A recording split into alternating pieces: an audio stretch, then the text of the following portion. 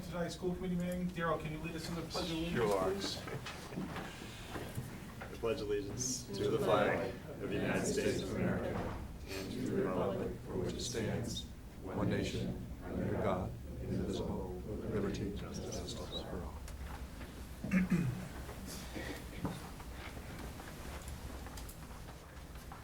We have a consent agenda, the minutes from November 9th, 2017, and oath to bills and payroll. Make a motion to accept the consent agenda as read. Second. Motion made and seconded. Does anybody have any issues with the minutes or anything? Hearing none, all those in favor? Aye. Aye. Aye. Opposed? None. All right. We have two sections in our meetings for input from interested citizens, one at the beginning of the meeting, one at the end. Any interested citizens or any business for the school committee? Seeing none, we'll jump into recognition. Olivia? Well, firstly, I hope everyone had a nice Thanksgiving. I was at home icing my face because I got my wisdom teeth out the day before. So that was fun. But in other news, Shaker Lane is working on their Winter Compassion project. They're working with Anton's Cleaners to collect jackets for families in need, and that's December through January. A lot of the schools are preparing for parent-teacher conferences as trimesters and semesters are ending. Annie has their enterprising pickup tomorrow, and naturally you have to come see their work is on the musical Annie. They've done a really great job. I was just there beforehand, and it's going to be a really great show. For the high school, unfortunately, you have to choose this weekend. You either go to the Super Bowl or you go to the Holiday Bazaar. Although the Holiday Bazaar is a town event, more than 6 different high school clubs and organizations are going to be there selling different goods.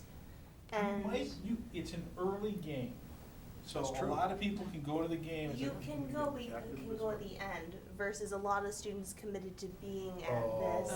I see what you're saying, the kids have to work at it. Oh, I thought you were Yes. saying yes. So not only is it just the clubs, it's the students Okay. who are in leadership So roles that in the means that clubs. everybody that comes back from the football game has to go over the Holiday Bazaar, They should, because those guys are making a sacrifice. yeah. And we should support them. I mean, I know you all be tired from the game and all that, but I'll be tired from dealing with people. So, and the seniors had a very fun win at our first Powder Puff football game on the new alumni field. Yes. All right, that it? All right, do we have any other recognition? Just the Rotary tree lighting is on Sunday as well. So action-packed weekend, a lot of good events to go to, and wishing our football team much luck as they go to the Super Bowl. Okay, it's been a great time in 5 years. Yes, that's great. All right, we have a couple of presentations. The first is the Littleton Track Organization. Mark and Mary Ann are here to give us an update on what they've been up to. Good news, Sam. Is this where I stand? Yes, the microphone is for the television feed, so you won't be any louder than you already are. I don't think I need to be. So thanks everyone, appreciate the opportunity to be here. For those of you who I haven't met before, my name is Marianne here, and happy to be here representing the Littleton Road Race and Track Organization. And advance the slide here. You can see up on the first slide here, I have identified the different board members. I have Mark and Cindy here today with us, and the other 2 members, Cindy and Donna, were not able to make it, but they're here in spirit. So just a summary, I think we reflected back to the history of the Littleton Road Race and Track Organization. And Mike, I think you might have been the only school committee member around when we went through this. So it's, Were you on when we built the track Just and after. stuff? Just after? Just after. yeah, so long history. So Yes. it was 2008 when we were formed. We're a 501c3 nonprofit organization formed in 2008. And the purpose at the time was really to get a new track built. And I've included a couple of pictures up here. We could have put in hundreds more that we took, but the track was in really bad shape back then. And right now we have an absolutely world-class track at Russell Street right now. And I want to pause for a second and celebrate that. I think it's an amazing, great accomplishment. Cindy Heitmeyer, who's not here, this was a passion, and she was really, she showed a lot of tenacity in getting this track put in, and I don't think it would be there today without her passion around it. So big thanks to Cindy. And when you look at what that's allowed us to do and some of the accomplishments, I mean, 2 state championships You know, I wouldn't say, I think it's mostly the coaching, but also the athletes. The athletes and the coaching, yeah, but I think it is a great accomplishment, and who knows if we would have been able to attract the same caliber athletes to the program, you know, without a track and looking at the old one. So that, I would say, is a great accomplishment that we've contributed to. The primary fundraiser that we have for LRRTO is the road race. So the third Sunday of every September, we have a road race, and I think some folks in this room might have even run it. But it's a lot of Let's work. say they participated. The running part, they were not as confident that that's exactly what they did.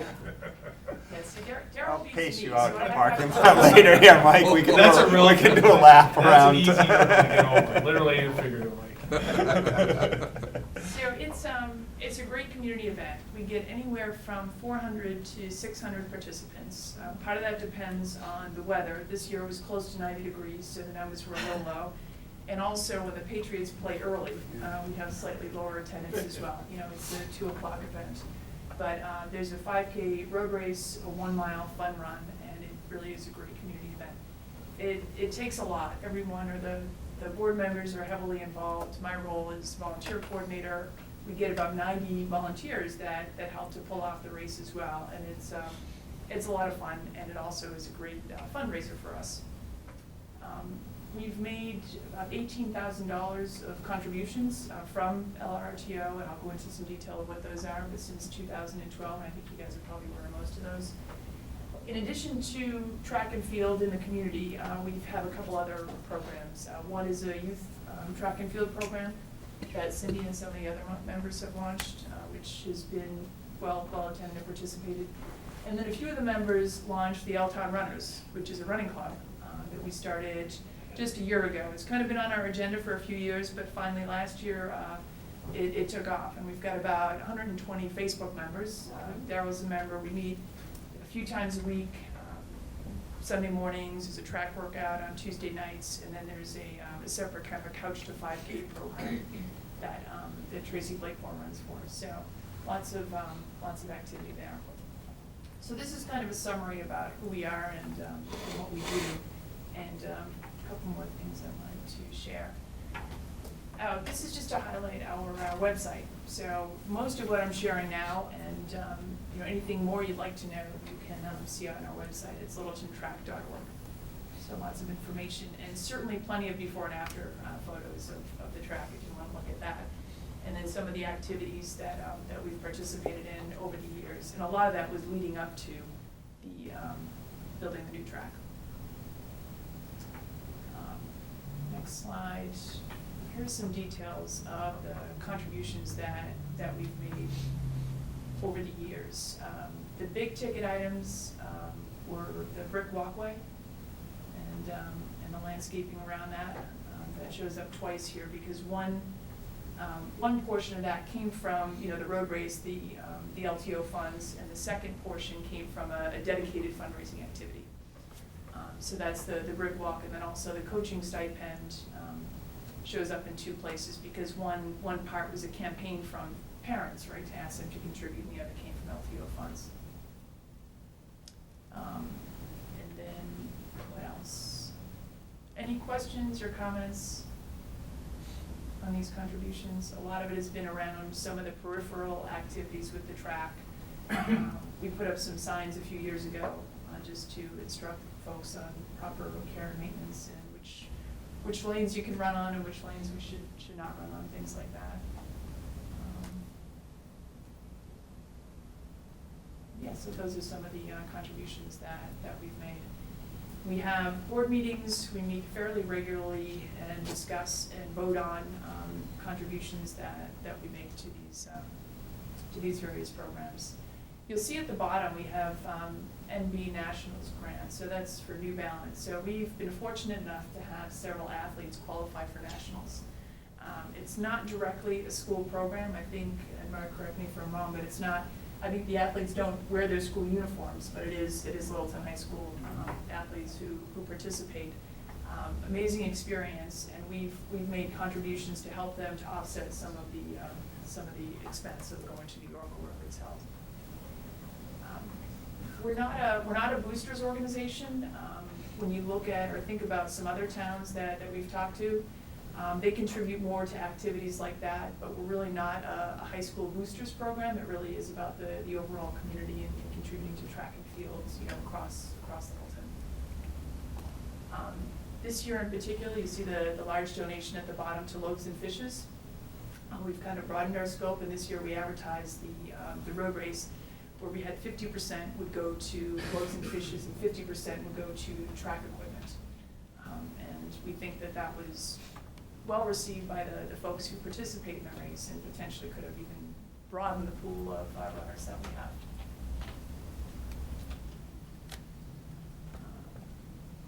Any questions or? So, the asks, right? This is the part you may not have been expecting, but what would be great for us, and what would help the track and Littleton Road Race and Track Association would be some support with landscaping and maintenance. I understand that there's an MOU that's in progress now to support some of the other facilities, and it would be great if the track could be included in that. Right now, some of the board members, Cindy particularly, and some other folks, have been out watering and weeding and doing different things to help to maintain that. It would be great if that could be covered under the overall maintenance umbrella with the rest of the facilities. So that's one. And secondly, a runway in a box for the pole vault. When the track was built 5 years ago, the league that we were in did not have pole vault as an event. And since then, I think it was just a couple years later, Mark, we changed leagues, and it did, or was it just that the league added it as an event? No, the particular division we were in did not compete in the pole vault. We, in a realignment last year, we were moved into a league that they do compete in the pole vault. We don't have a pole vault facility, obviously. We still managed to do fairly well by actually having the kids practice at a private facility, as well as our friends up the street at Bromfield allowed us to join their coaching appointments and whatnot. Obviously, we'd like to have our own pole vault facility, and the first thing on that road is to put in a pole vault box and a runway. I don't think that's been formally requested yet, but this is as good a forum to start that ball rolling. And it's, as you can see up there, the LRRTO has already chipped in $3,000 for that. A rough order of magnitude is $5,000 to $10,000 just for the runway in the box. So that's the road we're looking at. Didn't mean to put you on the spot there. Oh, no, that's fine. But I think it's something that. Right, because we did have a debate when we were designing the track about whether or not we wanted to put the pole vault in at the time. As many of those decisions are made, it's based on, cost benefit, and the benefit wasn't there because it just wasn't an event that was supported. So it's good to know that, now that it's changed, we're going to possibly reevaluate, how we can support that. Good memory, Mike. That's exactly what happened at the time, and it was on the original list in the feasibility study, but it was removed. Along with several other things that, Yep. If you could do it all, you would do it all, but you're not going to be Sure. able to do it all. That's one that went by the wayside. Anything else? So that's it. That's the Okay. presentation. Any questions, comments? We'll definitely open up. I just want to make a couple quick comments. In terms of the landscape, the MOU is being worked out. The track is already under the MOU. Any facility that's a field, which that has a field, it has the infield that's used for youth sports. So the track gets attention from the highway maintenance department. The landscaping, maybe not, because it was being done on a charitable basis, which we truly appreciate. Yeah. But that's fine that you're asking, hey, time to transition, and we can definitely put that on the list of things that needs to get attended to as they attend to all the different plantings and grass and stuff around town. So we'll definitely make sure that that's on the list of what they need to be looking at. Thank you. The Appreciate that. pole vault, Mark, is there space in the track? Do we leave a cutout to put the runway and the box in? I believe there is room in the D, what they call the D areas. Right. One of the good things we did when they designed the track was to pave that area. Right. On one side is a high jump mat, on the other side are the long jump and triple jump. I believe, I'm not positive, you know, one of the construction companies like Cape and Island or whatnot would have to verify, but I Right. believe that it could be put on either side. Right. You need a total of 100, you need a 140-foot runway plus another 25 feet for the mats. Okay. So I think, you know, 160, 170 Because I think feet. I remember that was kind of we said, well, let's leave the space for it in Yeah. case it evolved and we wanted to support it. So I'm hoping that that still holds true and that it's just the actual material for the pole vault, not the space, which would be a totally different type of endeavor. Yeah, I believe that that's the case. Yeah. We'll need to. That's need how to I confirm remember it. it. We still have the plans. Yeah, you know, it's how I it's- remember. At worst so- case, it wouldn't fit in the existing D areas. It would involve more cost because then Right. you could move it on the inside of the D areas towards the soccer field. Right. It doesn't have to be very wide. Right. Right. So, but hopefully, yeah, it would fit in the Okay. existing D areas. Then you just need the box, which essentially just cut a hole in the pavement, put it in, and then put a track surface runway. Okay, awesome. All right. Cool. All right, comments or questions, Jim? Daryl? Well, one, I want to thank the, I thought it was LTO, but you've got extra letters in there now. There for their efforts in fundraising for activities on the track and for the youth sports there. One thing I have a question though, and as I go back in the memory pieces here, one of the big issues that always came up with the track was current maintenance and future maintenance of the track surface there. And I recall at the time LTO or LRRTO was going to also help set aside funds towards the eventual track replacement resurfacing pieces there. Is that still within the planning horizons of your fundraising, or? For sure, the money that we've raised to date, we'll, you know, we would like to make a contribution towards the maintenance of the track when the time comes. You know, whether we'll be able to, or what portion we'll be able to. I just cover, didn't see that highlighted in the, or did I can't really see that. Those are expenses to date. Okay. You know. So what, to what level do you have funds sort of raised towards that type of purpose at We this don't have point? anything earmarked directly towards the maintenance of the track. What we're planning is when that time comes, we'll look at the balance that we have and determine at that point what we'd be able to contribute towards the maintenance. For sure, it is definitely still a focus of our fundraising. And it, you know, the good news is because we had that warranty, you know, the claim, we can extend that period where we will have to maintain the surface of the track now a couple of years. Yeah, I know these aren't on anybody's near-term things here, but as we're trying to help the town anticipate future costs, we're trying to get the placeholders in the budgets and making sure we understand, you know, to even at what level of magnitude or order of magnitude contributions might be able to do that will help us with our budget planning there, because like I said, I think the town, as it's looking at 10 and 15-year expenditures, you know, other decisions are gonna have to be made on, you know, where town resources are applied, and us having as clear a picture of that is important there relative to any contributions that may Yeah. be available for that. Yeah, as I said, I think, you know, we've made that a focus, and the intention is to make a contribution in terms of the exact amount.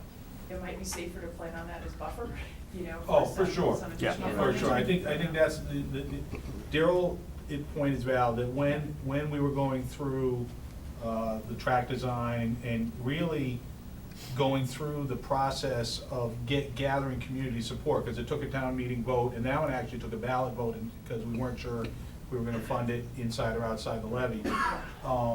The idea that, you know, there was a commitment from the track community, however you want to define that, you guys in the face of it, and it Yeah. goes well beyond your, in this group, was that, you know, the maintenance, but it was never assumed that it was all of the maintenance or all of the resurfacing. It Right. was a portion Yep. of it, and that part is, you know, up, we can talk it out and work it out, and really, I think Daryl's point is, it's more about the time frame and being ready, Yeah. and not having it Right. sneak up on us.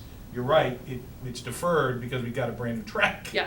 For the second time in a short order of time, Yeah. not on our dime, on the company's dime, so that does push it down the road a little bit, but. we But, should you all know, just to be, remember. you know, open about it, I do get inquiries from the building committee and the other people there in terms of, you know, are we expecting a small contribution, a moderate Right. contribution? You know, it's just because these are gonna be substantial numbers as we look at all the other activities that are gonna have to be planned on the town. And I'm just trying to get an understanding, it's not a commitment, but an understanding of what, you know, what we might be looking at, there, so.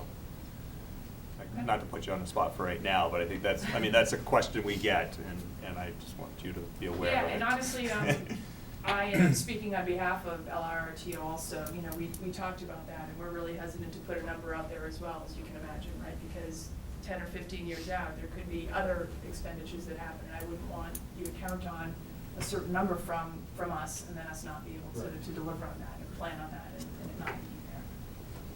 All right, nothing else? Okay, yeah. No questions, but thanks for your efforts. I know I love going down the track and using it, and I ran on in high school, and back in the early 90s, it was a mess then, so to go another 13 years later, I imagine how bad it was in 2008. So, but it's a great facility, and we all participate in the road races and love it, so it's great. Awesome. Thanks, appreciate the comments. Reiterate a couple points that you made. The LTO was getting the track built was a community, citizen-led effort. It wasn't spearheaded by PMBC or the school committee or any other body. It was a citizen-led effort. It would not have happened at the same time frame that it did happen without that commitment to that initial process. The other thing is it would have been easy to get the track built and just go run on the track and never worry about it again. And you guys promised that there would be an ongoing commitment to fundraising and supporting the track. And you coming here tonight is, you put the rubber right on the road, and you've shown us in no uncertain terms, both in terms of dollars, but more importantly, in terms of energy and personal commitment to being out there every year with those 90 volunteers to get that road race. I try not to go out the end of my driveway. I get the thing in the mail because I'm on the route, and I respect that.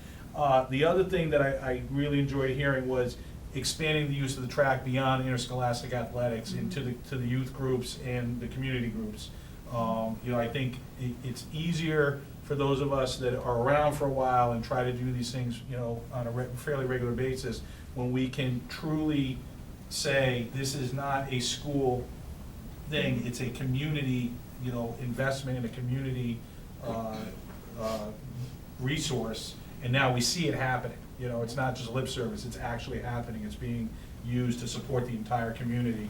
I mean, it's one thing to say, oh, we're gonna go get the little kids and let them run around, because Mark's just like, yeah, I need those kids when they get older. But when you get the older guys running around, it's like it's too late for them, they're not gonna help you, but you still have them running around, that's good. They're the parents of the kids that. And then the other thing you talked about was that, you know, by having the track, we track a higher caliber of athlete and we get to win the state championships, but that's not even the biggest measuring stick. It's how many kids are on that track team, indoor and outdoor. It's the Yeah, biggest participation. interscholastic athletic program we have by numbers, by far outstrips them, all the rest of them.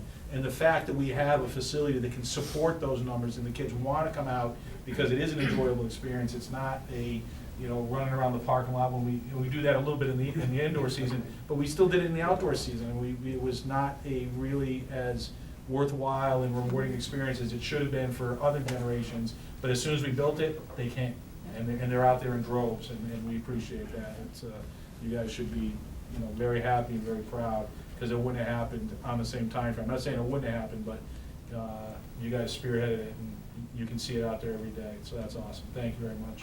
Thanks, Mike, really appreciate the comments. Thank you. Anything else? Nope. All right. Should be good. Unless you want to listen to the MCAS update, you're welcome to stay. Jason passed. All right, so we will jump into our MCAS presentation. Oh, good. We're going to hear from everybody now, one after the other.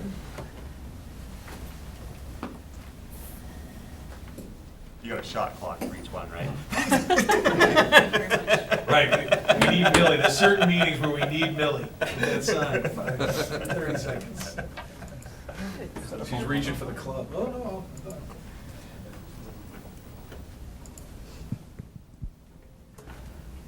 I will not set my timer.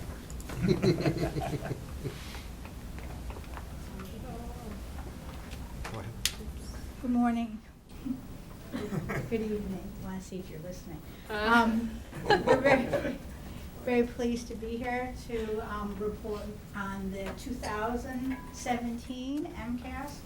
The analysis of student performance data are a shared responsibility and priority, includes all of the members of the administrative team regarding the communication of those results to parents and community members. We have a number of major themes and topics tonight. We're going to begin by providing some key information about the next generation in order to understand the next generation MCAS, which is an updated version of the old legacy test that was given for the first time in the spring of 2017 for grades 3 to 8 in English language arts and mathematics. And eventually all the MCAS tests will be next generation tests. We addressed the first two topics in our presentation through a combination of slides that we created and slides from the DESE that provided guidance for the districts in order to provide a more informative context for understanding the 2017 results.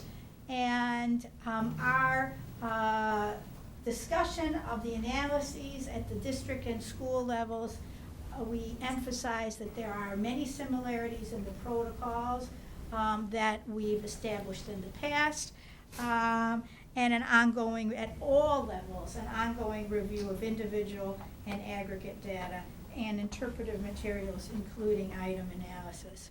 Every year I provide an overview of the tests that Littleton students partake in. This overview breaks things down by the versions of the test and mode of testing. The legacy MCAS in grades 3 through 8 could have been taken either computer-based testing or paper-based. It was required by the state to be administered in the computer-based testing, and Littleton chose the paper-based testing for grades 3, 5, 6, and 7. The legacy tests, the science tests at all levels, and the grade 10 ELA and math are still the legacy tests. The grade 10 will not take the next generation MCAS until 2019.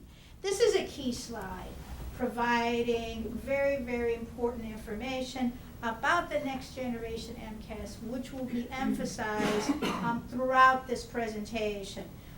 It's important to understand that the reformatted MCAS assessment follows and reflects revisions in the curriculum frameworks. Those revisions in the curriculum frameworks that were done in 2011 and again updated in 2017 for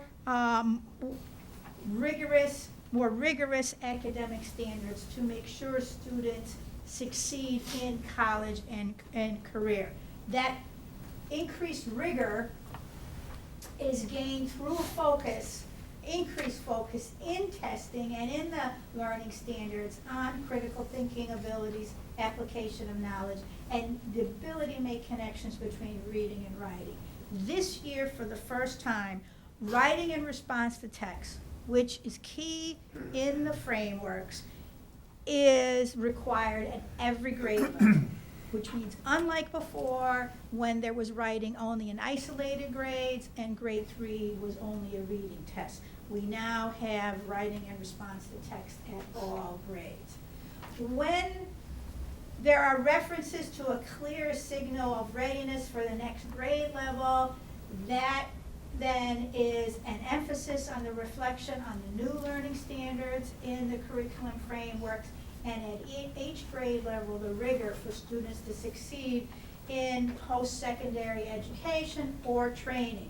Because under the old standards, we've heard this since 2011, under the old standards and the legacy MCAS, students could pass the MCAS and then need remedial courses in college.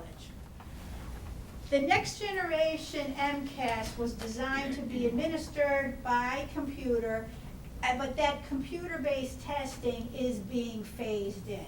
You see that in grades 4 through 8 it was required last year.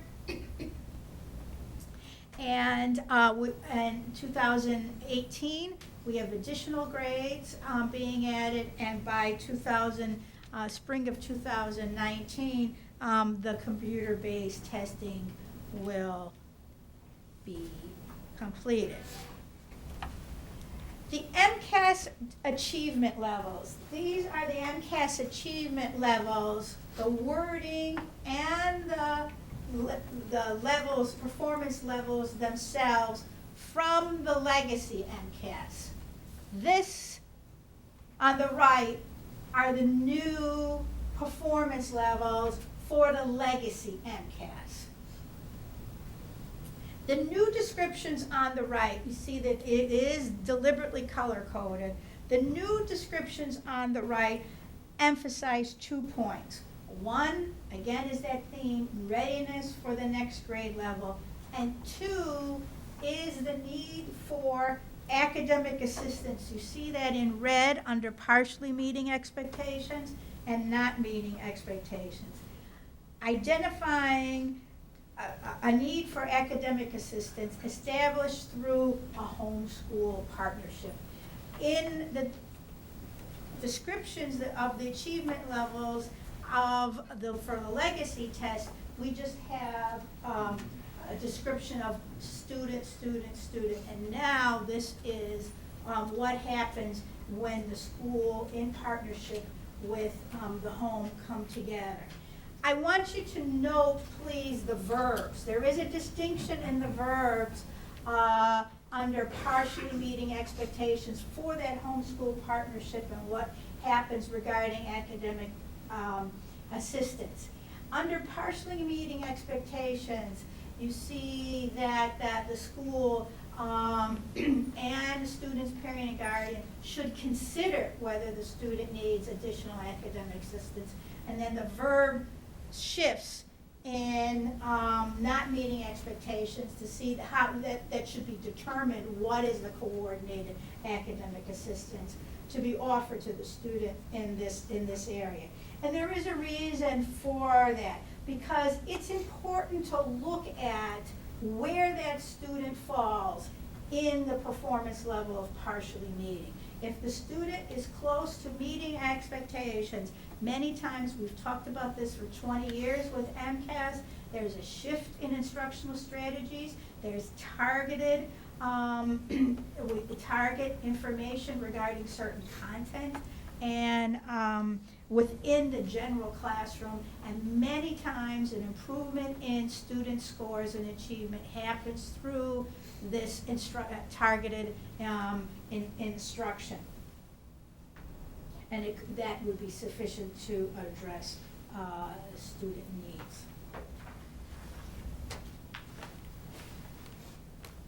It's important to note that DESE was involved in some complicated statistical configurations to equate the computer and paper-based versions of the test forms.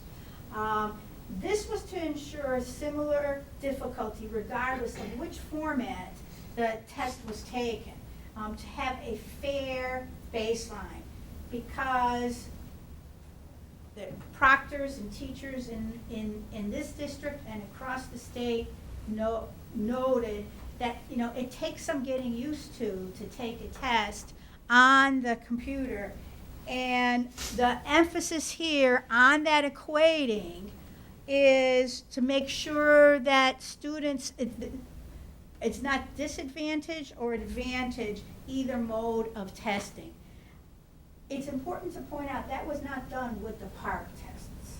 And there were, definitive differences in scores between the written and the computer-based versions of the PARCC tests.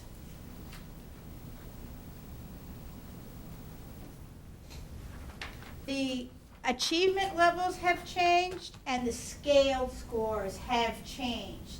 The old legacy MCAS had 20 point intervals. Warning was starting at 200. Proficient, the division between marking proficiency was at 240. And the next generation MCAS has a totally different scale. They're 30-point intervals centered around the number 500. And I developed this slide to emphasize the notion of the scaled score.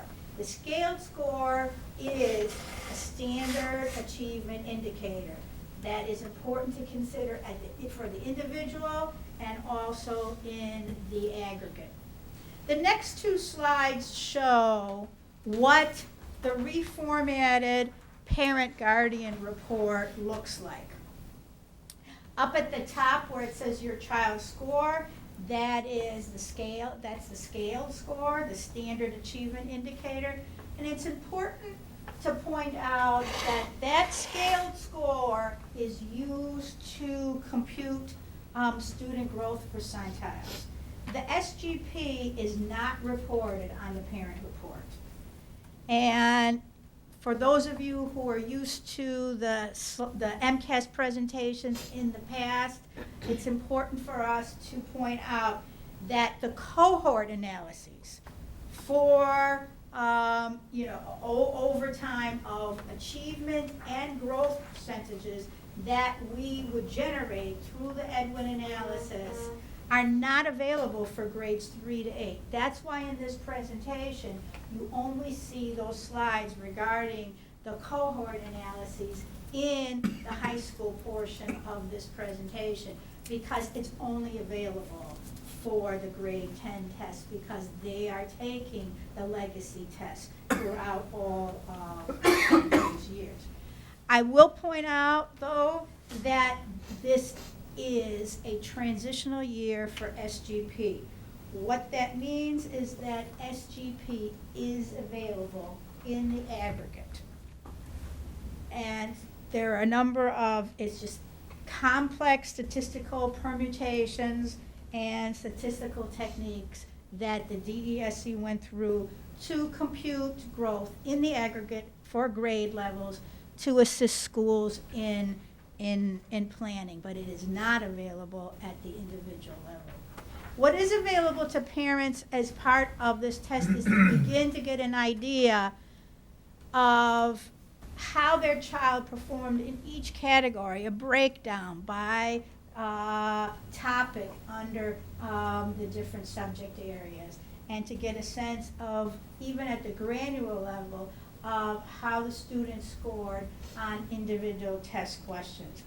Usually, these item descriptions and interpretive materials are always utilized by teachers. And now this is something to increase parents' knowledge of how their child performed on the test. And I will note again later in the presentation that the item descriptions are provided for items that are not released publicly. It just describes the task that the student is asked to do.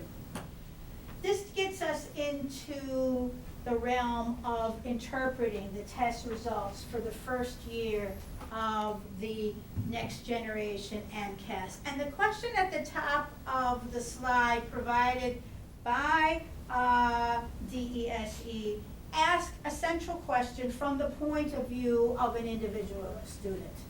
And here, this is often the case when you take a look at the overall trends in performance at the state level. And the one thing I would emphasize is there is not a one-to-one correspondence between the achievement levels in the old legacy MCAS and the new next generation MCAS, which is more rigorous.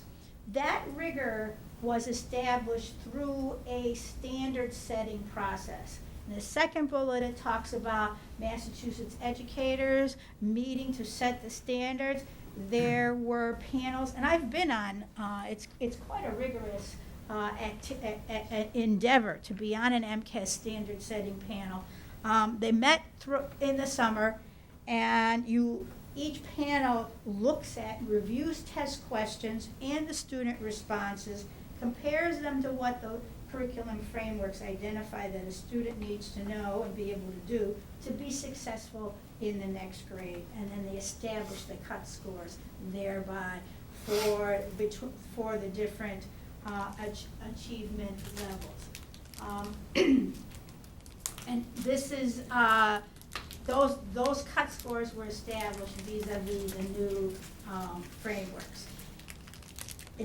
The slide concludes to emphasize again that spring 2017 is a baseline year for a new test, and the scores should not be compared to previous year's scores. Right before this presentation by the Department of Elementary and Secondary Education to district officials was immediately before the public release of the results, and it shows that the results, approximately 50% of students at each grade level for both math and ELA meet or exceed expectations. This reflects a consistency in the test that was not there with the legacy MCAS.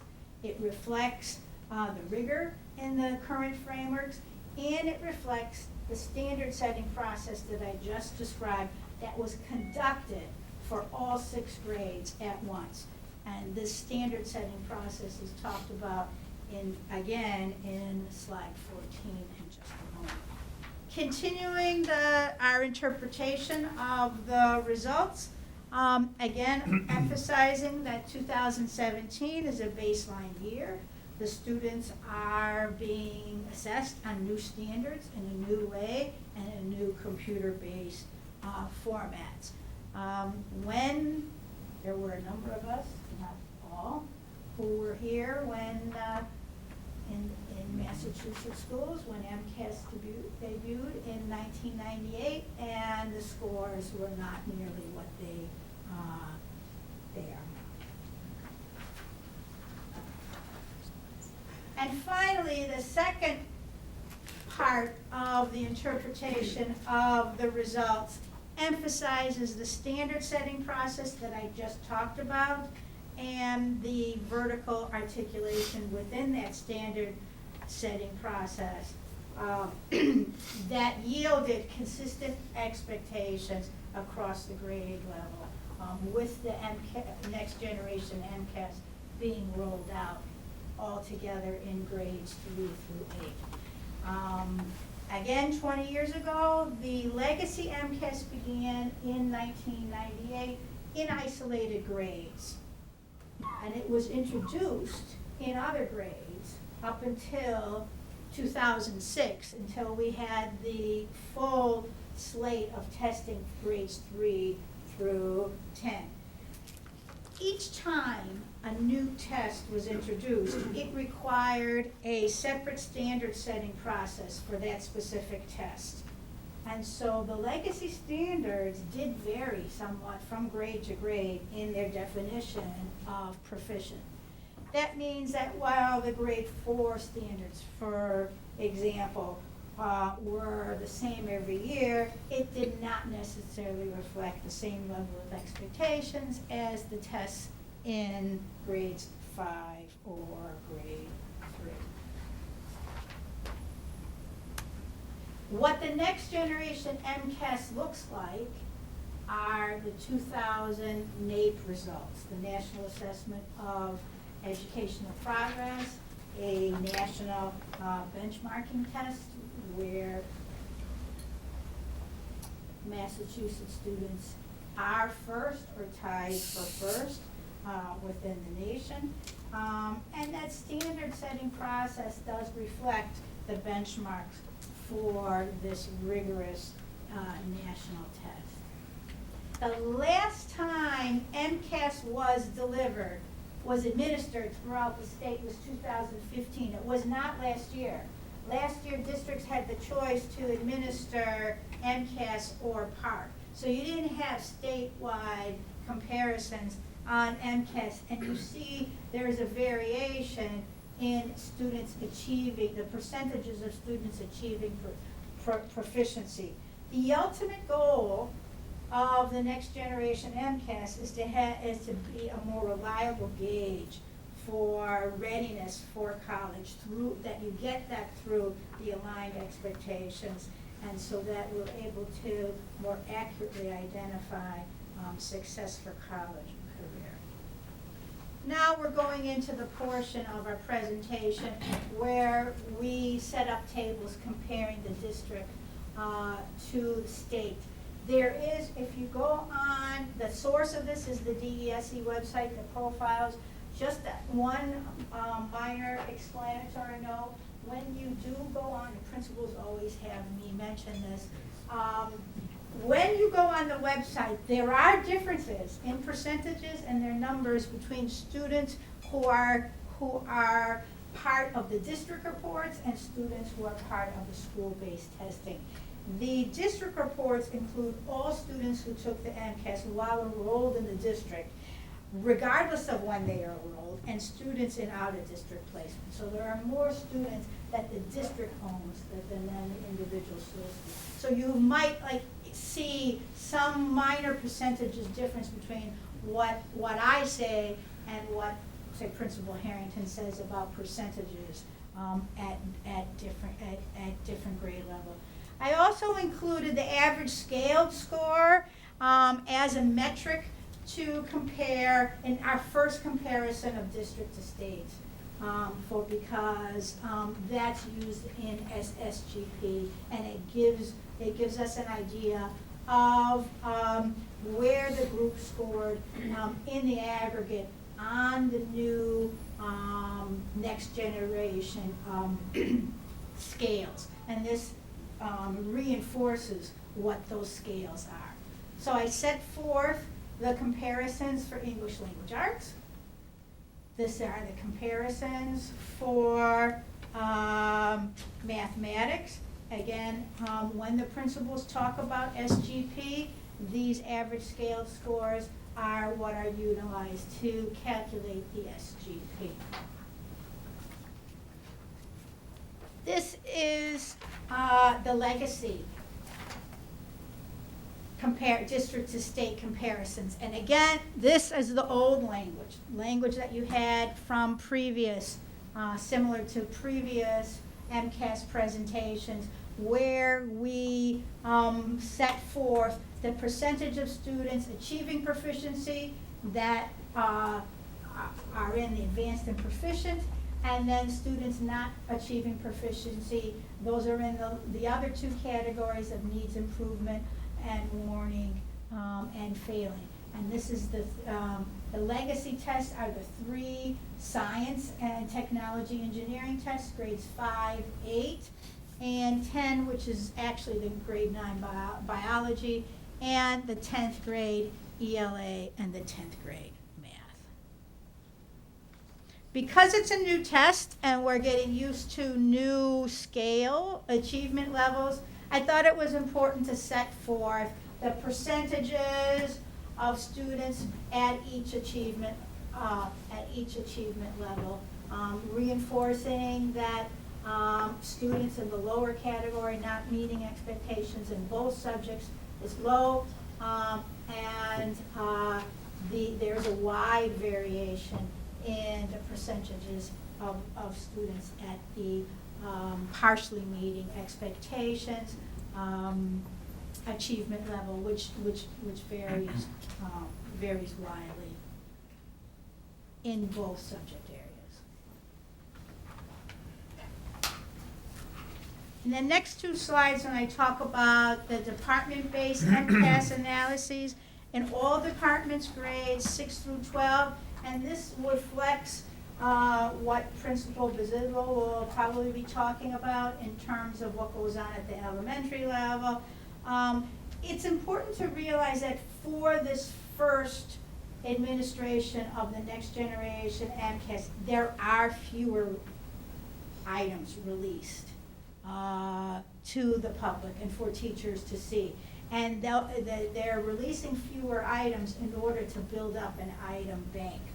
But the interpretive materials have been improved and refined to include a description for each question of what is the framework learning standard and a short description of the task that the student is being asked to perform, so that within the classroom setting, students can be asked that to demonstrate their knowledge, so that there is that similarity between the expectations for classroom assessment and the expectations for the large-scale testing.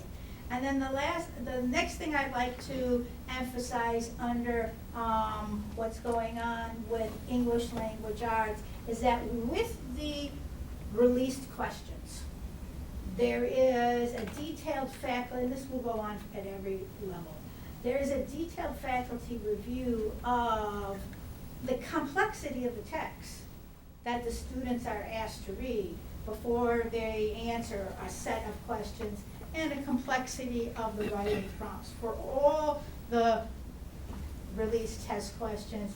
And then finally, faculty review and have access to actual student essays, especially grade 4, grade 8, grade 10.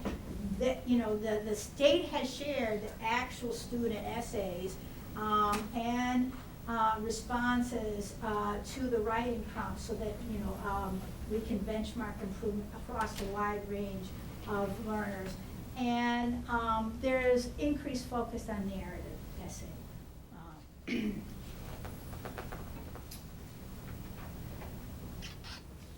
And then in mathematics and science, there's a similar error analysis and emphasis on open response questions to improve student scores. Throughout, we feel that we have seen increased collaboration between regular ed and special ed teachers around remediation for students not achieving proficiency, and that's my portion. Would it be, excuse me, helpful if you have an opportunity to ask questions on the first half of the presentation before we go on, or would you prefer to wait until No, we're finished? I'd prefer, because I have a couple right now, and then I think some of them I'll push off till we get to the grade level piece there, if you don't mind. Actually, so the one that struck me there, so a few years ago, we did our curriculum mapping process there. Have we crosswalked our curriculum mapping against what MCAS 2.0 is considered the curriculum mapping? MCAS, the next generation MCAS reflects the new frameworks, and so the updated curriculum maps reflect were revised to reflect the new framework. So yes, that was done with the curriculum. No, so we did it against the framework, MCAS did it against the framework. Have we looked at ours against the MCAS interpretation of that mapping? That will be. That's where I was. That's what we're doing now. That's Okay, part of it. Now that we have Yeah, a there's test to look at. there's always, when you look at the item analysis, those item analysis set forth for students in the aggregate and individual students, like you saw on the parent report, how they score on different parts of ELA or parts of math and topics. And so if there's an error analysis of certain portions of the subject matter, we take a look and see, are they not covered, or are those standards not adequately covered within the curriculum? And that's pro forma. And then I have some ones on, basically on grade 3, but I think they're covered a little bit in the next part of the presentation, so I'll hold on those. Any questions on this part? Okay. I appreciate the emphasis you put, and I want to emphasize the emphasis that we really, as a community, need to make sure we're not comparing this year's to last year's. It's not even apples and oranges. It's not that they just took the legacy MCAS and just made it a little bit harder. They reoriented the way they're evaluating student performance dramatically. So we just need to keep that in mind.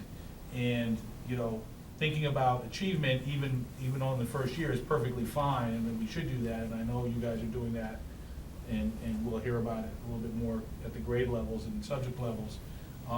But really, as we've gone through this over the years, the more meaningful analysis comes year by year by year, whether it's through the cohort analysis, which Daryl and I really like, or whether it's just simply watching how teachers in a particular grade are doing in terms of instructing students as they come through year by year by year. Well, we simply can't do that, and we really won't be able to do that in any meaningful way For a number of 3 or 4 years. years. Right, at least 3 or 4 years.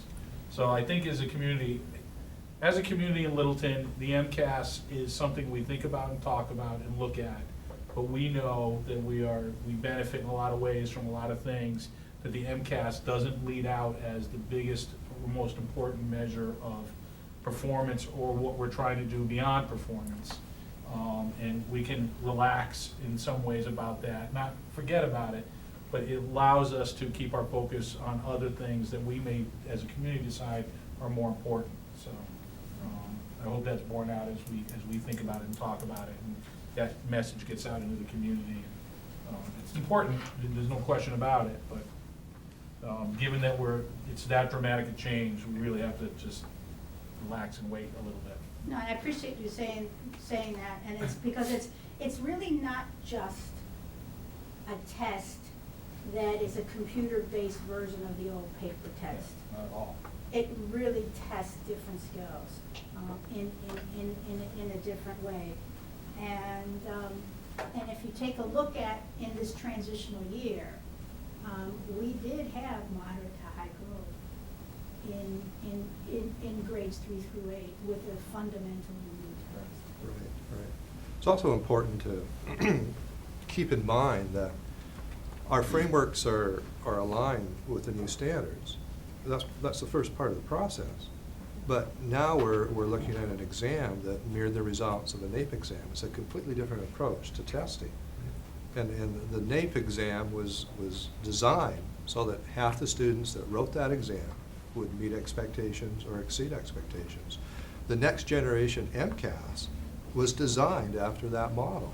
So now it's for any district, it gives us an opportunity after the first administration to sit down and take a look at the complexity level of the application of the concepts and the various curriculi that they test, the terminology that they use, the exam or the diagram approach they use. I mean, there are a lot of things that we are dissecting now to make sure that our curriculum is aligned to that caliber of testing.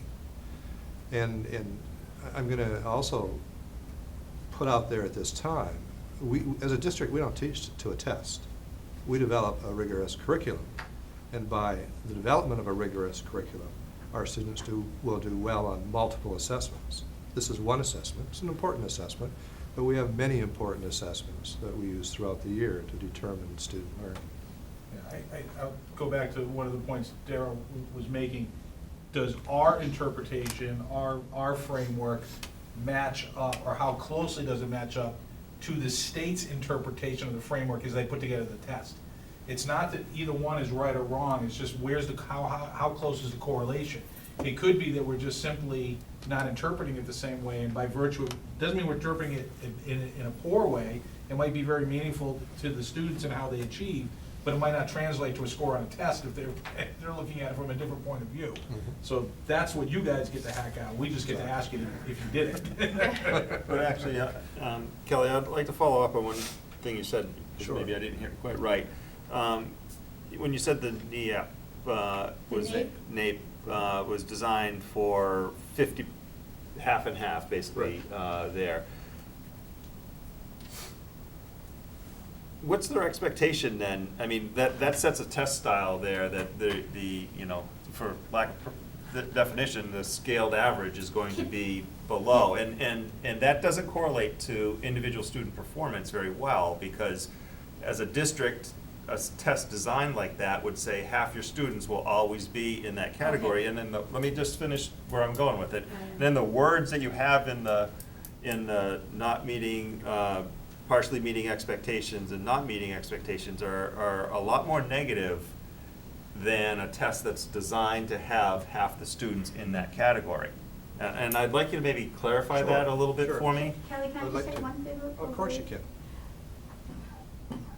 When Kelly and I participated in the DESE guidance, and then the department emphasized that 50% is not a bell curve. And if that's what you're thinking, that if the test is designed in order to have 50% not pass, then it really is something very negative. What the department emphasized instead, and I think this is a different way of interpreting what Kelly said, is that those scores, that 50% across the board, that's where the scores fell after the educators set the standard. And how I interpret what Kelly said is the educators set the standard with an eye towards having a test that's as rigorous as this national benchmarking. And to continue on with Jerry Lynn's thought process, that was the benchmark. Right. What happens throughout time is our students across Massachusetts will start changing that pattern, and more students will be in the meets and exceeds exceeds categories as a result of us adjusting to the rigor of the exam and the complexity of the questions in terms of higher order thinking. So what they do when they design tests like this is they set that benchmark, and then over time the benchmark changes because we're changing the way we teach students. So the reason I'm drilling into that is, you know, because I have other things circled in your briefing here, but as I look at the differences in average, so this term average scaled score, your terms there,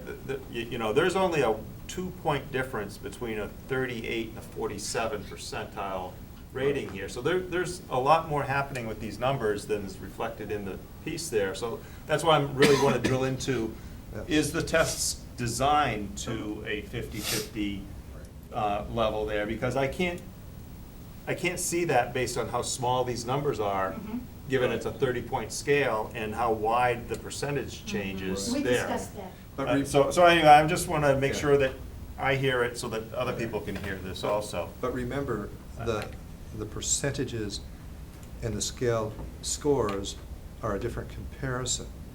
You'll notice there was an anomaly in one of the charts. I'm not going to tell you which one. You can tell me.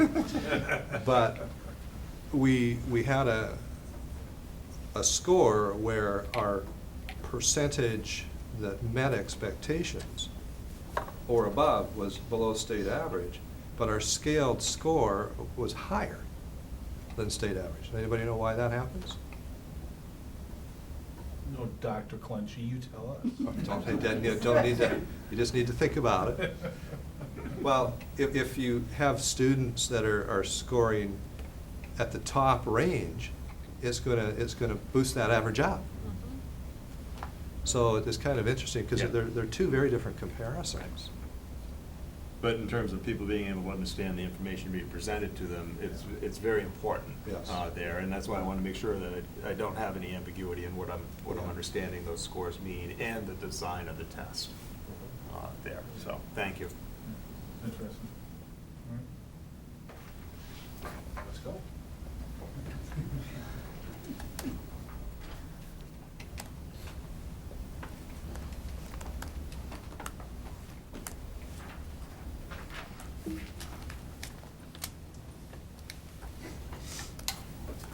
Good evening.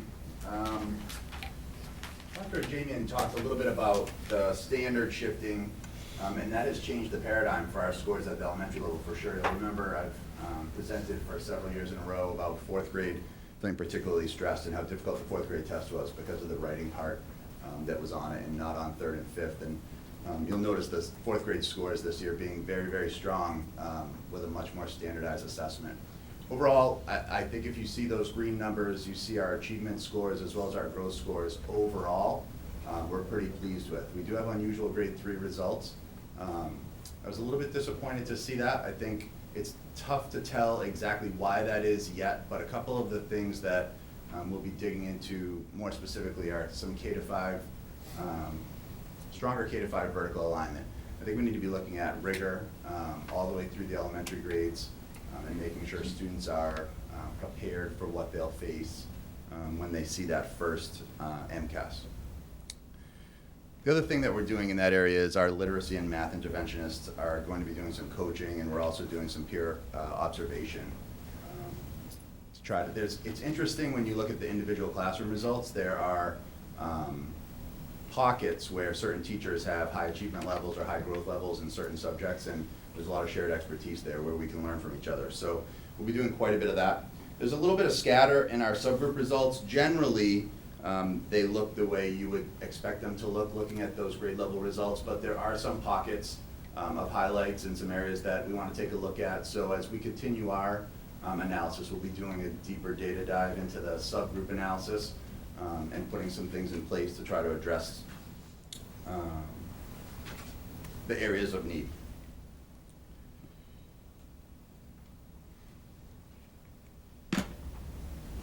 As we think about next steps, you'll notice that there's several things in this slide that are continued that we feel like are going well. Some of those include our real focus on standard-based instruction and assessment, our expanded intervention blocks. We have 30-minute intervention blocks, both in math and ELA, 4 times per week for each student.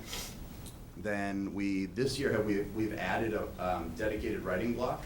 We talked last year about some of the needs K-5 in the area of writing. We had an elementary writing committee that began to look at that process. We're continuing to do that, continuing to search for supplemental writing programs.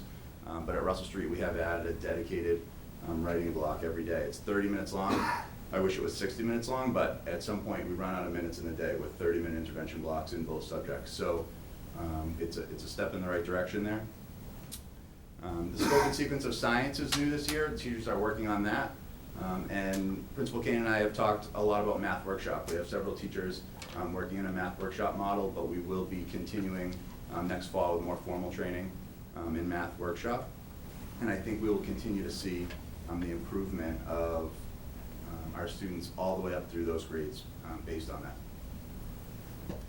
I mentioned vertical alignment again in our focus of areas of need. I spoke last year about rigor and goal setting. And that's here again. I'm seeing more and more goal setting with students and more teachers willing to push the bar and provide support for students to be successful. And in those pockets, we're seeing students succeed. So we'll be talking more about those things. Student ownership of learning and learning targets being posted, I've been talking about for a few years. We're continuing to work on that. And a couple specific areas, some of our staff did some professional development on problem solving and manipulative use during our full day professional development. So we're talking more about that. We're talking about having that presenter come back and do some more presentations. And we're continuing our focus on vocabulary. At the bottom, I always put the things in there that I think it's important that we remember. And most of those are the same. We've had a lot of transition at Russell Street and a lot of grade level changes. So folks are still getting acclimated. It is a brand new assessment, and we spoke last year about how challenging it was for students and what the expectations were. And it's tough. There's tough questions on this assessment for sure. And we continue to really have a major focus on social emotional learning, which since I've come here, I've said I think is equally important to academic achievement, and in some cases at the elementary level even more important. So that's where we stand. We're relatively pleased with our results. We do have work to do.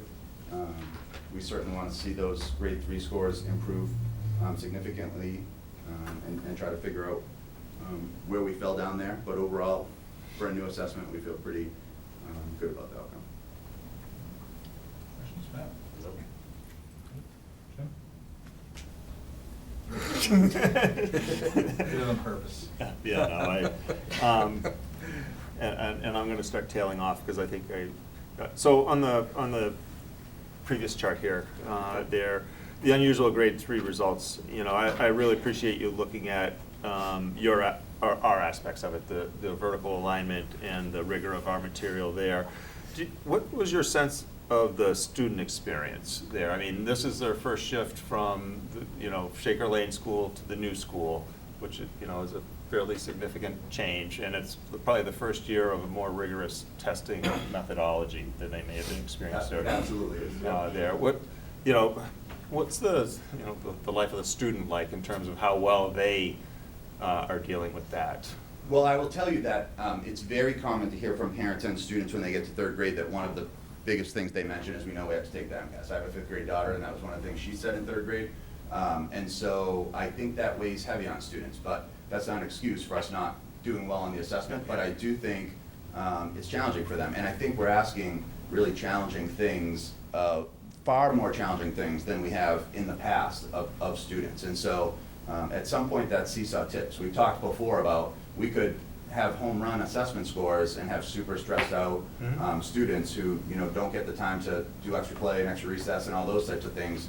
There is clearly a balance. None of us like to see scores that are below the state there in grade 3. One of the things that's difficult there is you can't see growth scores. We talk a lot about growth scores, and that helps us flesh the picture out in grades 4 and 5. But I do think it's hard, and I think that they're going to take a computer-based assessment this year, and that's hard too. But to Dr. Ajamian's point, you can see that 4th grade students who took the computer assessment generally did the best compared to the state, as opposed to grades 3 and 5.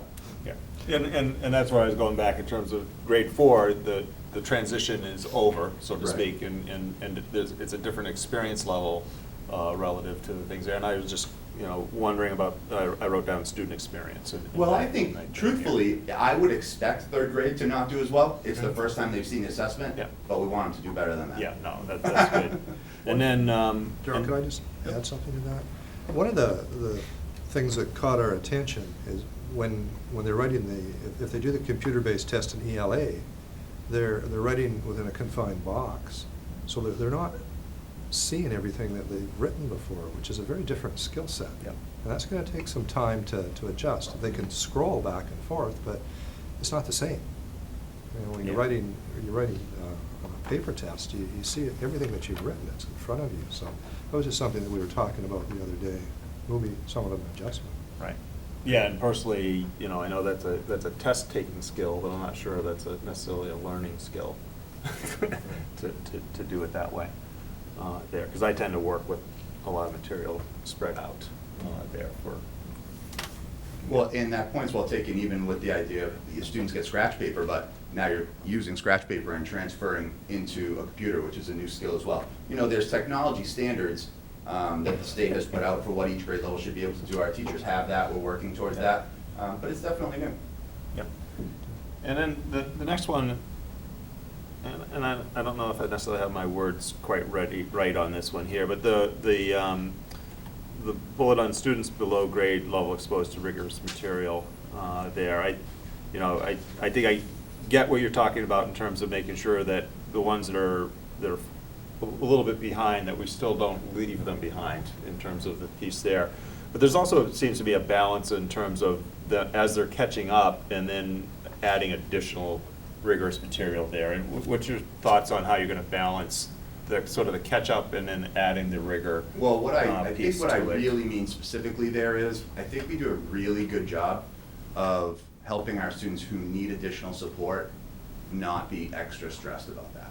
We make sure we meet them at their instructional level, we do challenge them, but then you put this assessment in front of them, and it's significantly harder than anything they would have faced all year long if we haven't at least exposed them Right. to that type of work. Yeah, and I was just wondering how you're balancing Yeah, that, well, that I think bit. truthfully, I've been on record before saying I think it's a difficult assessment for students who, maybe on an IEP and multiple grade levels behind, and this is a difficult way to assess their progress. Mhm. However, what we really want to see there is really solid growth scores. I'm not so much worried about the category that they fall into as much as seeing that our students are growing significantly. So our teachers, It's tough at the elementary level. A lot of Oh, yeah. teachers go into teaching to make sure kids feel supported and love school and all those things. So when you see a student in front of you who maybe has a reading challenge, to think to yourself, this child has to take this test in April is tough for teachers. So they don't want to be giving them too much of that and stressing them out. So I think it's an individual relationship between a teacher and a student, a classroom teacher, a special educator, our interventionist, all making sure that we're keeping kids on the strongest trajectory that they can be on individually for that year's growth. Scott, I just want to emphasize one point, because I felt that bullet, ensure students below grade level are exposed to rigorous, I mean, that was a very good question. That's probably one of the most important bullets in his slide. And I can tell you that with the programmatic changes in the ELA program, the interventionists and the teachers do an excellent job in working with and selecting differentiated materials for students to close that achievement gap. And so when Scott is talking about growth, those teachers work to find reading level and materials that are just push each student above where they are now to close those achievement gaps. So no matter, and I just think they do a very, very good job of differentiating those materials. And that answers. along with that, though, globally, I think Michelle and I have talked about K to 5. We need to take a look at, are we rigorous enough for all students, not just students below grade level, students above grade level. Where is our level of rigor compared to like communities? You know, we've done some school visits. We've had some staff members come from other places. So dialogues about what does it look like in a 4th grade classroom somewhere else where students are really successful on the MCAS. Does it look different than us? In what ways does it look different? So I think thinking about, it doesn't mean we're not rigorous enough, but I think that's an area that we need to look at as we're moving forward from a baseline to make sure that we're rigorous enough in order to have our students be successful. Thank you. Good, thank you. I just have a quick comment on the whole like box scrolling thing, because I'm a senior in high school. I'm turning 18 in less than a month, and when I have to take a final on the computer, and like normally in this instance it's in Spanish, so like throw another language into the mix too, but the format of that doesn't show you what you've written before, and if I get frustrated and confused using it, and I'm almost 18, like I can't imagine like my younger sister who's going into 3rd grade next year, like trying to navigate it. For what it's worth. No, I appreciate that. I laugh because I could have added a half a point to my GPA if I had a word processor instead of a stupid typewriter. The typewriter doesn't put the squiggly line on your misspelled I mean, words. I'd be looking at a paragraph and I'd say that, I should put that like 2 paragraphs up, I'd look at the clock and go, I don't have time for that. Yeah. It's going in the way it's going in. So for the middle school, I invited Jason to the podium, one, because he loves data and he has pored over this. And so I invite him to stand with me tonight. I wanted to add a couple of pieces to what Mike said earlier. When our staff learned about this test last year, they really went above and beyond to get out to webinars and workshops and to meet together and to really try to embed these new types of questions and the use of the technology into what they were doing every single day. So the kids, so to eliminate that stress at the end of the year that this was something new. And I think if you remember back a few meetings ago when the English department was here, they were talking about being a bit disappointed that the scores weren't out yet because they didn't know if all of the things that they had implemented throughout last year, you know, they were saying by the time we get the results, a third of the year will be over and we don't know if they were successful or not. And so, you know, I think that that's really important. And just as an aside, the day that they announced on the news that the scores were going to be released, we met students at before 7 o'clock in the morning that were waiting in the office. Have you looked at them? And so when are you going to look at them? What time are you going to look at them? When will we know? And so as soon as morning announcements were done, Jason and I were quickly counting up numbers to be able to walk around to the teachers. And it just emphasizes the point how much, how seriously the teachers take it and how nervous they are about the impact of the scores. We had a teacher cry when we told her the scores because she was so happy when we said everyone in your class passed. And she was just like just so pleased about that. So that was a fun day to walk around and give the score. So we are proud of how the middle school did. You can see here in the student growth percentiles, in all grade levels in ELA and math, we had moderate to high growth. So we're really proud of everyone across the board there. Jump in anytime. Yeah, one of the things that I'll say about these numbers is that in preparing for this test, the state issued a very small practice test that students and teachers could use. And it was just a handful of questions, and there was one opportunity to do, write an open response, and one opportunity to use the math calculator. So students and teachers were really going into this test having very little from the state in terms of preparatory materials. And so for our students and teachers to do as well as they did really speaks to the quality of educator and student that we have at our school, because to go into this test with very little knowledge about how this test was going to go and to still see these kind of results, it's quite impressive. You can see that our ELA scores, in terms of student growth percentile, across the board, 6 through 8, very, very strong, comparable with any district in the area. And our math scores are also very, very strong and really stand up to comparable schools throughout the state. So we just, we listed out really our areas of strength in ELA. You can see the numbers, 35% were exceeding, which is above the state, which is at 13. In grade 7, 31% exceeding and proficient. The state was 11, and in 8th grade, 35 compared to 12. And those are our students with disabilities, which was really important to us. Again, here in 6th grade math, 43% exceeding and proficient versus 28% in the state, and in grade 7, 35 compared to 24% in the state. Our areas of concentration for future work are for students with disabilities specifically. You can see in 6th grade, the exceeding and proficient was at 12% versus 14% in the state. Our grade 7 was better, and our grade 8 was better in terms of students with disabilities. I'm going to go back. So really what's happening going forward, because we were really pleased with our scores, we really want to move everybody up.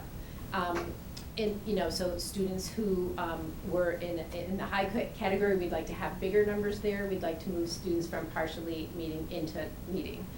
So we're certainly not gonna sit where we are and say, we're pleased with how this went. We are happy with how it went, but already the teachers have analyzed the data, met together as groups, and are really looking for what more they can do before the spring. We will be adding, all of our grades will be taking computer-based testing this year, so that adds another component for grades 6 and 7. So that's something additional that they'll be working on, is the practice on the computers going forward. And if you examine the percentages, when you look at the data submitted by the state, for example, if you look at Littleton Middle School at the 6th grade math level, we have 26 students with disabilities. So that means 3 students. So really, if you double that number, just to go from 3 to 6, all of a sudden jumps us up into the 24-25% range. So where the state is calculating these numbers based on 33,000 students with disabilities, we're talking about 26. If you look at the 7th grade, same category, we have under 20. I think it's 14 in that category. So a student or two, going from a partially met to meeting really does have a strong impact. And so we look at that as a positive, that the work is really attainable. It's something that we can really hopefully see next year, the dividends of that effort. Any questions? They caught it right at the end there, so I'm all set. All right. I'm a recovering math teacher. And I'm married to I'm not sucking up, I had circled those numbers. That is awesome. One thing to remember with the middle school is, when you look at those growth scores, they are quite impressive. And you also have to remember that the way the middle school is organized, you have one teacher teaching a subject for the whole grade. And we've had a considerable number of changes in staff over the last 3 years. So all those things need to be taken into account when you look at these numbers. Thank you. Good evening. I recognize the time, and this has been a fairly long MCAS presentation, so I'll try to be brief. but I'm happy to report to you tonight that, once again, Littleton High School can report, very strong, consistent results on the MCAS test. Proud of our students, proud of our staff, their commitment to preparing the students for the test. The students are proud of them for their work habits as well as their attention. I mean, when we go through this testing experience each spring, we're always impressed by the amount of time the students are willing to put in. They really do follow, for the most part, follow the advice of their teachers to take their time and optimize it to their advantage, because it is an untimed test, and our students continue to work hard well past the allotted blocks, often go into extended time, because especially with the ELA test, I see that every year. They capitalize on it, they take time, they provide really thoughtful essays, and really, and we see it in the results each year. And so if we look at the first slide here, we'll see that the advanced category for ELA, quite strong, 66%. And these are percentages that stand out in comparison, well with, if we wanted to get into comparison with other surrounding suburban towns. Littleton High School performs quite well. And math, 75% advanced, and a terrific job, particularly in the 9th grade with the biology test, 59% advanced.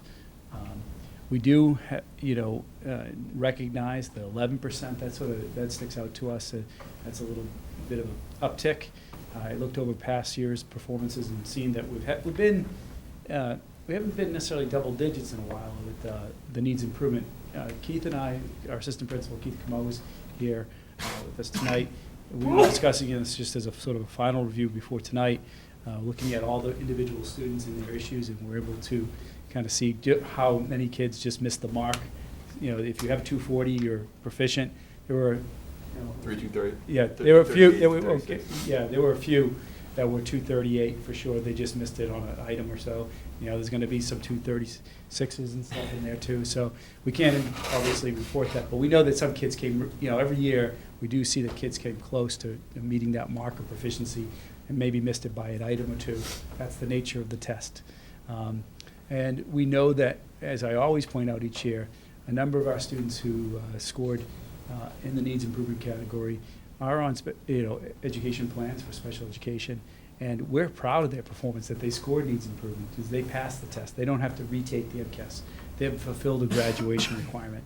And for them, just getting over the 220 or getting over a 228, that's a significant accomplishment for them. We know their stories. I've said that before at previous presentations, but I think even with the AP's presentation just a few months ago, or was it last month? Last month, we were talking about that, and I was saying we're proud of the performance of these kids, recognizing what it took for them to get at their particular score.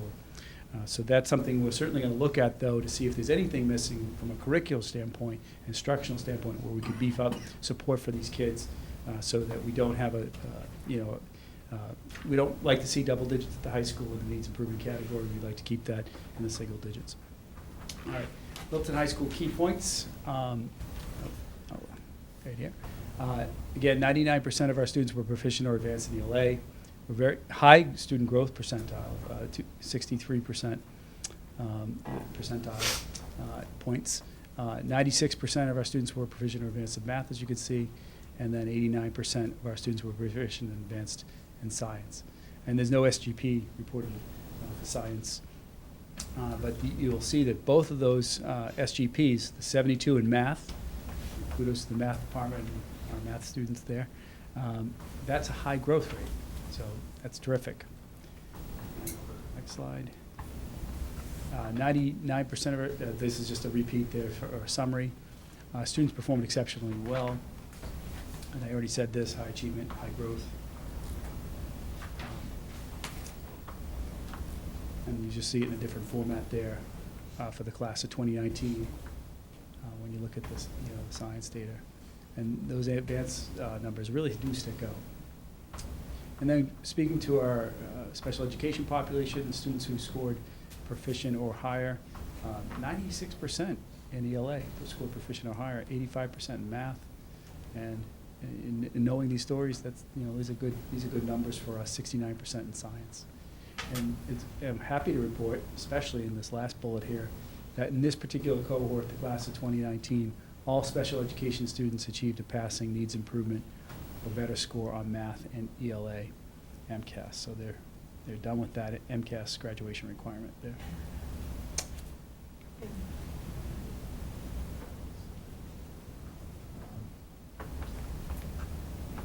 Cohort results. You can see the comparison here for the cohort results. Current grade 11 achievement results. I'll have to give you a minute to take a look at that. And the trend continues, though. You can see over time as the cohort goes through. Thank you, Dr. Jamie, for including that. Students, by the time they get to the high school, we see the growth in the advanced category, the decline in the warning and failing category. And this is a slide you've seen over the years.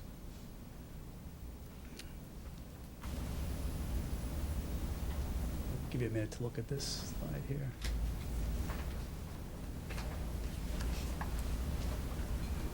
Percentiles again. It's this. At the risk of being repetitive, it's just that we've said this over the years. As the students come through our district, proceed from all the way from Shaker Lane through Russell Street, up to the middle school and then through the high school, we see this steady growth for our students, and as an outcome, it really speaks well of the district's commitment to our students.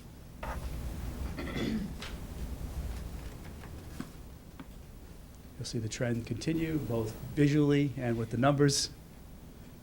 In terms of the advanced and proficient category, growing. And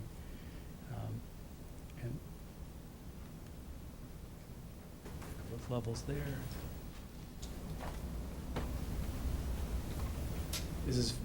This particular slide and some of the other slides have really fine detail, so it's in your packet, and I don't necessarily think you want to get into that yet tonight.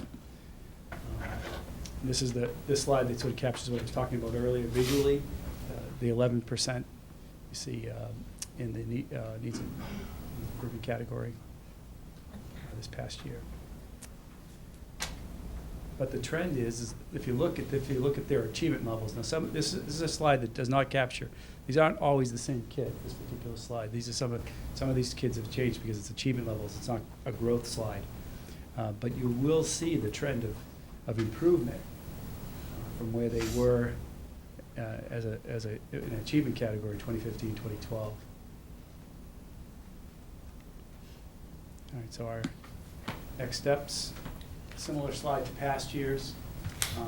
Continued early intervention in 9th and 10th grade. I want to compliment Mr. Camo, who's with us tonight. Again, I mentioned him earlier, but he's been instrumental in identifying students who need special supports as they come up from the 8th grade into 9th grade. We have a student support team that works actively, meets monthly, a couple times a month, to monitor the student progress. We identify the students who we think need intervention, and we carry that through the 10th grade. We also implemented another science course in the 9th grade this year, earth science, so that students will have 2 years of preparation for the biology of MCAS. That will be aligned with our math and English program, where they have 2 years to grow, mature, and then take the tests in 10th grade. And that we encourage some students and their parents to consider that course. The earth science is non-MCAS tested subject, so it's basically a buy-year for the MCAS. Students will take a pass. They have the option to take a pass. They will have to take a pass on it in 9th grade because there's no MCAS test for it. And then in 10th grade, they would take the MCAS test in science. And our big focus over the next couple of years will be preparation for the next generation in computer-based testing. And I think that's the other slides you've sort of, the bullet points you've seen before, but it's summed up basically taking a proactive approach. Any questions? No? Great. Oh, don't be walking away. Which slide? No, so actually, if you could hit chart 38 there, and this is actually just one I want to kind of tie back to the 3rd grade comments here, because you can see here 3rd grade, and then it dipped at 4th grade, and we've talked the last several years about what was going on at 4th grade, and then this year we kind of saw the opposite relative to the testing. That was just kind of where I want to see. Because what, the test is the same difficulty as the 4th grade test, where it's affordably because we know it's the hardest. Right, it's just kind of interesting in terms of, Yeah. over time, we won't be able, it'll take us a while to get back to be able to see this kind of visualization there. But I think if you flip up to chart 40, you know, I appreciate and understand and actually like the dark blue advanced proficient growth there. But what struck me as I look at 5, 6, and 7, if you look at the warnings need improvement, it actually increases from 4, 5, and 6 there, which is not necessarily the right trend you want to see within that. Could you maybe just comment? I see Yeah. somebody raising their hand in the back. You know, I mean, we always focus on the increasing Here. parts of it there, but. And that sometimes, just one quick thing, sometimes that could be an instructor issue, because it would be, you know. It's a it- test It issue. can be a test Usually a issue. test issue. It can be, you know, curricular issue, there's all kinds of. Grade 7, with these frameworks, in grade 7 math is the hardest math test at the middle school level. It is at that point where students, a number of very complicated concepts are introduced. And at that level, there's just a big jump between 5th, 6th, and 7th. And it's like the first year with very complicated math concepts are introduced. And after that, you have greater differentiation of math courses as they are taught. Yeah, no, the trend resets nicely, you know, No, it does, but after grade 7. It's just- that's always been grade 7 math, grade 4 ELA, and math. Those are historically the hardest tests. And 7 ELA, when they had the long call. Yeah. The state trends also show the same, Yeah. show the same thing. Yeah. And then the last one, and so MCAS for high school is not going to happen until 2019, so two more years Yep. there. So, and then as I catch the words, you know, career or college ready, but it's testing at 10th grade, and we have a 4-year math requirement. So how's the state reconciling? I think that's an expression they've latched onto. The test, you know, it's not a 12th grade test. It's not an No, it's exit not. It's a exam. 10th grade test. It's a 10th grade test, and some people would say, at least for earlier versions of it, they would say that the test was geared toward, you know, the actual rigor of the test was geared toward even a younger grade. This is you know, it's not even it's a, you know, baseline, or a foundational. Are you achieving a minimal threshold? A minimal threshold to get over. And then only, you know, I think it's more informative really for us at the high school for the next grade level, for some course selection, perhaps if the test results came in early enough prior to scheduling, which they don't. But, you know, it certainly helps to add some time. It's very helpful in the referral process when we're looking at students who are struggling with high school level content. We do look very closely when we get referrals for special education at MCAS scores to see the trend over time. We often find that students have had very poor, who are being referred at the high school level are often in the warning needs improvement category all throughout elementary into high school, but they weren't identified, or they just weren't, you know, they got okay grades, but the parents didn't refer them, but parents get sometimes more concerned at the high school and want additional services, so this is their last chance to sort of intervene and see, oh, maybe, you know, he would or she would benefit from specialized instruction, so we get sometimes increased referrals at the high school level of the 9th and 10th grade. MCAS can be very informative in that way. So I think it's, you know, you know, the big, you're hearing this phrase, I say it all the time in front of you, college, career, and citizenship. It's you know, 3 C's, it's all throughout the literature. It is, you know, future ready is another phrase you'll hear. But this is a test that's really primarily, you know, I don't know if we could say it's necessarily preparing them for college. Given their intent, I think, is to cut, and Dr. Jamian spoke to this earlier, is to cut down on the number of remedial courses that students are taking in college for basic math and English. That is a trend across the country. I think Massachusetts is probably bucking it a little bit, and the high-performing suburban districts or high-performing districts, whether they're urban or suburban, are certainly countering that. But, and we've had alumni report back that they feel well prepared for college. And I'm not sure how many are taking remedial work. We do have some students that certainly do, and we're aware of them. No, But they passed the MCAS. Some cases, they might have scored advanced. No, I only bring that up because, like I said, I think it may end up being a good benchmark of 10th grade math. I think so. Some But people not used to say even 8th grade. necessarily 12th grade yeah. and Yeah. college and career ready, because 10th grade, there's still a lot more math. And the rigor has changed. Necessary. The math test is harder at the Yeah. high school. Yeah, so part of it is also making We're sure, algebra the 2. terms that they're using. I mean, I appreciate them getting a little bit more rigor in the terms and the definitions there, but again, it's a 10th grade math proficiency exam. It's We're not. grateful for that at the high school for all kinds of reasons, because especially for kids, because the kids who struggle, we know the success stories, we celebrate them too, like, and sometimes there's tears of joy, certainly at the high school, when a student in 12th grade breaks through, has been struggling with this test, and has taken it several times. So I think it was well designed in that sense by the state Yeah. to give students 2 more years to retest. Right. And it's very helpful. And it certainly helps with a number of kids that we have come in, sometimes as transfer students in 11th grade, they didn't quite have the same level of preparation as a Littleton Public School District, and they might need to take the test a couple of times. Yeah. And I'm not advocating for a high stakes test on 12th grade. Thank you. Nope. Not happening. No. We'd have a lot of opposition. No. But, thank you for your support, for all that we do at the high school. We're proud of the kids, we're proud of the staff.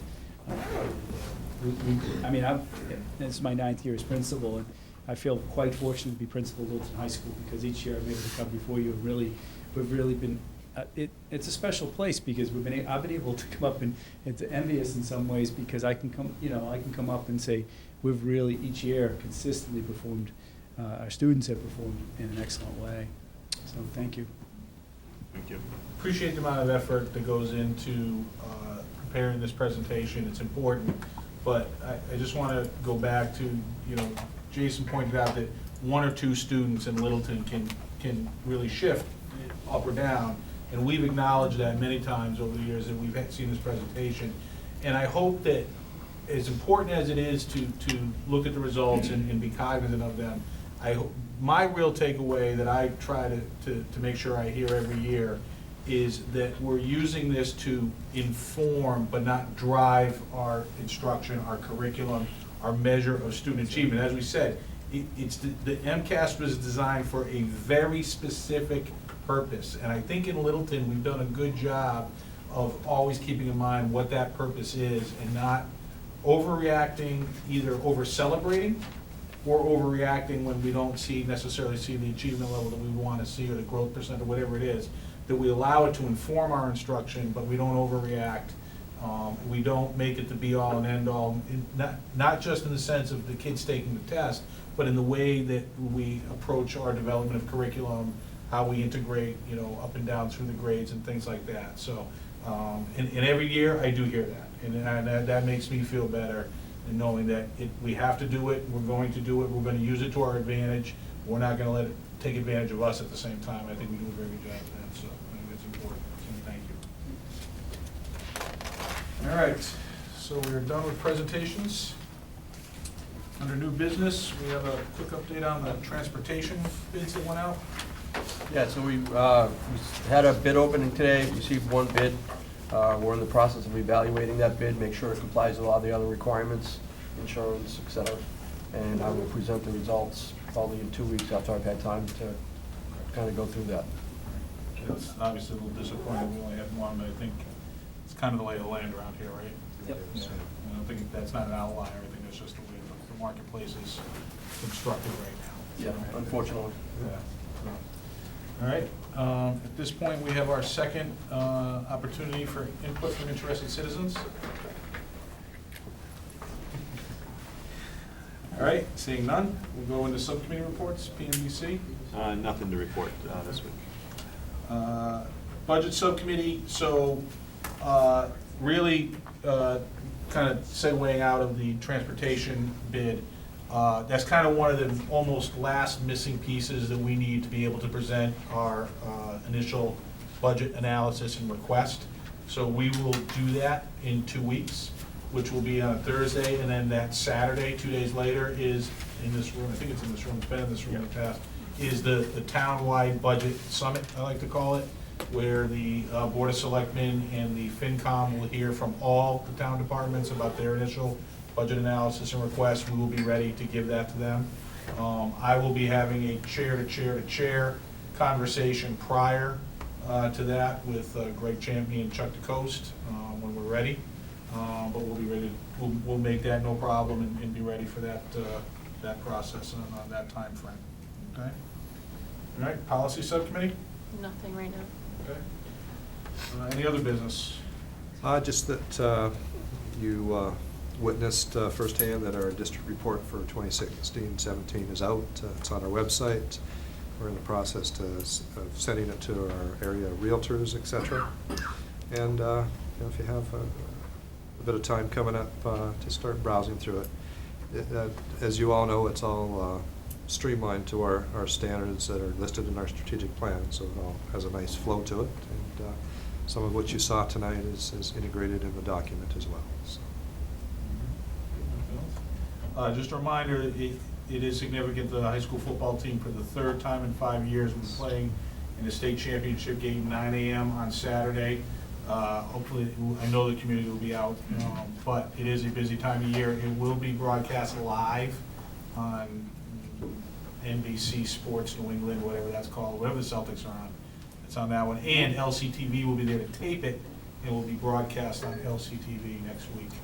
If you're going, go 30 or 40 minutes early. because Yes. Ticket lines can be long. Yeah, you can get tickets online. Buy online. Yeah, but even if you have the ticket online, it's still, you gotta get out of the parking lot, into the stadium, and it's not like they're in force for a Patriots game. Yeah. It's a smaller Buy footprint. online, Yes. get there early. Yes, all right. We do require an executive session tonight, the reasons on there, so you. Yep. I'll make a motion to move to executive session for the purpose of contract negotiations with no intention to return to open session. Second. Motion made and seconded. This is a roll call vote. Jen? Yes. Yes. Yes. I vote aye also. Thank you, everyone. We'll see you in 2 weeks.